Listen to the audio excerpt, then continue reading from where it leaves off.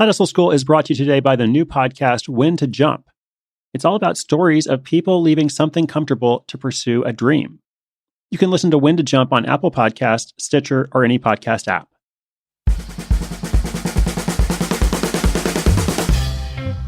Hey, what's up? Welcome back to Side Hustle School. I'm Chris Gillibo.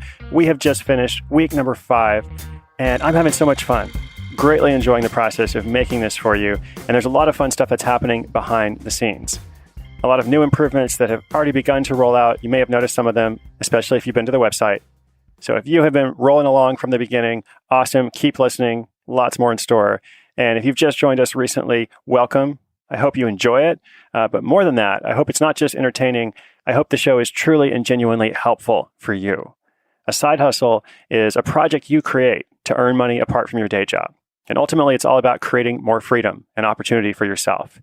And this is true whether you hate your job and are trying to make a big change, or if you love your job and you have no plans to leave, but you just also love the idea of having more than one source of income. That's what a side hustle is all about. And here on the show every day, there's a different story of someone who does that without quitting their job. I don't think everyone should be an entrepreneur, but I do believe passionately that everyone needs an additional source of income, if not more than 2. So if you're listening to this show, you believe in investing in yourself. You believe in creating your own security through a hustle. And the whole point of what we're doing together is to guide you along that path of starting that first, second, or 5th hustle. Also, if you are new, I want to encourage you to go back and download the first batch of episodes. They're all short. They're action-packed. You can listen whenever you like. They'll help you understand a bit more about where we're going through the rest of the year. So several quick sections in today's weekly recap, beginning with listener questions. Now, on the website, sidehustleschool.com, if you have a question for me, you can actually record your question, and I might answer it right here on the show. Now, I apologize. We were supposed to have these last week too, but due to technical difficulties, meaning that I'm incompetent, we didn't have them. So I'm still incompetent, but I've surrounded myself with much smarter people. And once again, we have listener questions. So let's rock and roll with that, and then we'll look back on this week's highlights as well. Hey, Chris. Big fan of the podcast. I had a couple of quick questions when it comes to starting my side hustle. First, I know you've talked about Fiverr and Etsy, but I have an idea that I feel could go from 100 orders to a few thousand pretty quickly. What do you think of sites like Kickstarter so that I could have the project fund itself and so I could get a better idea of demand before I start making it? Second, the idea would rely on images. Do you think I should copyright said images? How difficult is that process? Or would a service like My Owls or Safe Creative suffice? Lastly, do you think it's necessary or even beneficial to form an LLC or just a general business behind the idea itself? Thanks so much for the help. Awesome questions. I believe those came from Tom in New York City. Tom, thanks so much. Okay, so 1, 2, 3. First of all, Kickstarter versus Fiverr and Etsy, very, very different platforms. If you truly have something that you think could really take off, as you said, go from a few hundred orders to a few thousand orders, then I don't think Fiverr, Etsy, similar are the best platforms to start with. Those are great platforms to experiment with playing entrepreneurially. Kickstarter and Indiegogo and similar, much better if you really want something to take off, as you said. Now with Kickstarter, you don't actually want to prepare your listing and launch a campaign unless you have a pretty good idea about it. Now, obviously, the validation is going to come through the crowdfunding, but part of the reason the crowdfunding is going to be successful is because people believe that you have a great idea. So something like Fiverr and Etsy, you could get started tomorrow. Something like Kickstarter, you actually want to invest a lot of time in putting together that campaign to tell the best possible story, to really think through the logistics of how people will get their items and when. So they really are quite different. And based on just the one sentence that you said, it sounds like Kickstarter or something like that might be a better approach. Now for your second question about copywriting images. So I'll just be really quick about this. Short version is if people want to steal from you, it doesn't really matter if you have a copyright symbol on your work or anything else. You're going to run into that issue one way or another, especially if your project really takes off and becomes popular.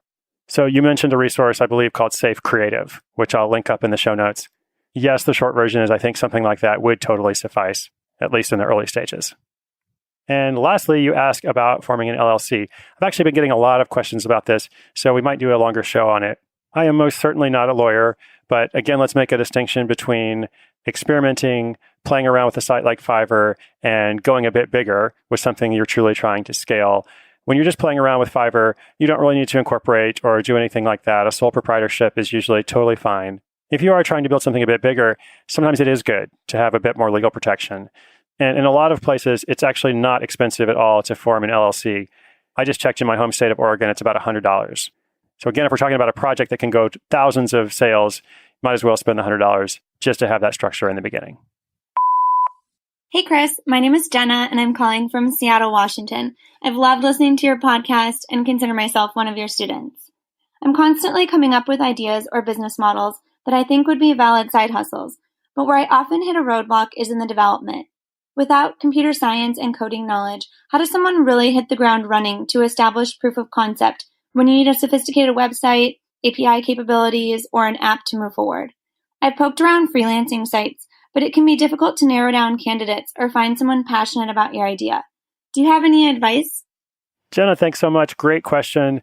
So my first response is kind of a question to you, and I don't know the answer. It could very well be yes or no, but the question is, do you really need that sophisticated website? And do you really need those API capabilities for what your project entails? So if the answer is no, if there's any way at all to start your project with a more simple site that doesn't rely so much on technology, then that sounds better. However, it's kind of like Tom's project. Maybe your idea actually does require a sophisticated website. So if it does, somehow you're going to need a sophisticated developer. And sites like Upwork.com, which I'll also link up in the show notes, and similar can be good. But for stuff like that, you really need to know exactly what you want and be very specific about it. So if this project is more than just a short-term side hustle to make some money, if it is something you're trying to build for the long term, then one way or another, you're going to have to partner with someone or find someone who has that kind of expertise to help you along. And there are different ways to do that, just as there are many different kinds of side hustles. Thanks a lot, Jenna. Thank you, Tom. I'm so glad you guys are listening. Side Hustle School is brought to you by the new podcast, When to Jump. Mike Lewis took a big risk. He left his day job in finance to play the pro squash tour. Ever since then, he's been obsessed with jumping, leaving something comfortable to take on the unknown. When to Jump is a new podcast that will inspire you with stories just like Mike's. If you're looking to make a change, no matter how big or small, let Mike show you how to get from point A to point B. Take the first step toward your own big jump by subscribing now. When to Jump is available on Apple Podcasts, Stitcher, or wherever you listen.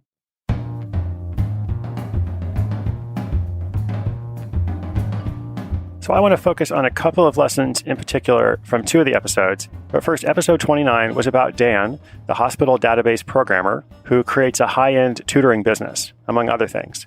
Now, in that episode, a number of people wrote to ask me for the link to the platform he uses. I said it in that episode, but I probably said it too quickly. So it's wyzant.com, wyzant.com, or wyzant.com. And that was linked up in the show notes. So if you go to sidehustleschool.com, you can see notes for every episode, usually including links to anything that I mention. Now, as I said, we're making some improvements. We're actually improving the show notes to expand them even further. So sometime in the next week or so, if you haven't been to the site recently, check back and you can see even more info. I want to talk a bit more about episode 30, which was the Ohio IT director who has earned more than $31,000 setting up website hosting accounts. Now, in this episode, I began to talk a little bit about finding your ideal customer and thinking really clearly about who you're trying to serve. And as part of that, I think it's really important to breathe life and personality into your hustle, especially your website or anywhere that you talk about what you're ultimately selling. I think a lot of people have the mistaken belief that if they're selling something, it needs to be super professional, nothing personal, like a clear separation of church and state.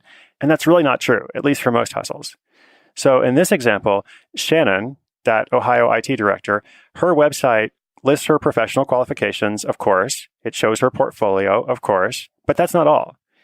If you go to her About page, which is really well designed, you can learn all sorts of other facts about her. You can learn her favorite Taylor Swift song, how she goes to the gym to work off her weekend Miller Lite habit, and how she felt when she got her first client. So if you go to that and you're an outsider, you might think, whoa, too much information. Who cares about this stuff? But that's exactly the point. Not everyone cares, but her ideal customers do. So please do not be afraid to show a bit more of yourself, because people who are interested in learning about what you have to offer are probably interested in learning about you as well. Episode 31 was that trip to the ballpark that inspired a unique fashion item, a couple who began manufacturing baseball-themed sweaters. Now, a few days ago, I had our first extended cut, which if you haven't had a chance to listen to, you may want to go and check out. It's a bit of a different format than the daily story. And in that episode, I talked about the power of observation and how many hustles come about not through extensive validation, not through any kind of quantitative measurement, but simply by paying attention. And this is a supreme example of that. Who would have ever thought that making a sweater that looks like a baseball is a good idea? First of all, that's just kind of hard to imagine. And second of all, there's really no way to validate that without actually doing it. So one of the principles of Side Hustle School is that actionable ideas are everywhere. You just have to learn to pay attention. And that's a learned skill.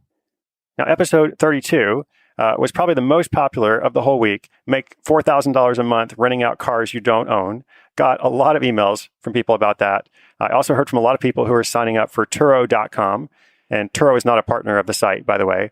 I just loved how Tassir used this platform to get really creative. So if you sign up at Turo or one of the other services that does something similar, and you start leasing out a bunch of cars, let me know how it goes. And one really important point about this is part of the sharing economy, just like Uber or Lyft or TaskRabbit or similar. But there's something about it that's very, very different from all those other services. And what's different is you can make money when you're not actually doing something. And that is key. That's what I'm trying to encourage you to do with Side Hustle School, not just get another part-time job. And driving for a rideshare company is a great starter level hustle. It's a great entry point, but you're really not creating any kind of asset. And you have to be present the entire time to get paid. So that's why what Tassir has done is so creative. He is using the sharing economy. It definitely takes work, but a lot of the money that he earns while he's asleep, or while he's at his day job, or while doing something totally different. So that is, of course, wonderful. And the next two episodes were both about artists, but in a very different way. So episode 33 was about the GE engineer who sells handcrafted slate artwork to all 50 states and a number of countries now as well. And as I said in that episode, the best thing about it for him was being able to say no thank you to his employer when they asked him to relocate. Now, he still liked his day job. He offered to continue in it, but he wasn't willing to move himself across the country. And because he had the side hustle that was bringing in significant income and had potential to bring in even more, that's what gave him the freedom to be able to say no. So I like that. And then in yesterday's episode, it was about the Seattle real estate consultant who fills apartment buildings with original artwork. And there it was really fun to see a mashup of skills, to see someone who was skilled in two different industries, real estate and art, find a way to bring them together, which is another common and potentially lucrative theme of side hustles. If you can kind of bring different worlds together and do something that hasn't been done before, or connect people or connect resources, like what you heard about yesterday, then you can truly create something that is both different and profitable. Well, I could say a lot more about all those things, but we have 7 new episodes coming up next week. And I believe 4 of them, in fact, focus on services as opposed to products. Doesn't mean that a service is always better than a product. We'll talk about that. But I wanted to give you several examples in a row of people who found a way to make something or teach something. So, for example, tomorrow you'll hear all about a woman who creates a 6-figure hustle in the field of fitness pole dancing. That's right, fitness pole dancing. So if you're not familiar with that field, you're going to hear about it tomorrow. Several other fun things, of course, as well as I mentioned, some more stuff we're building out as people listen and engage with the show.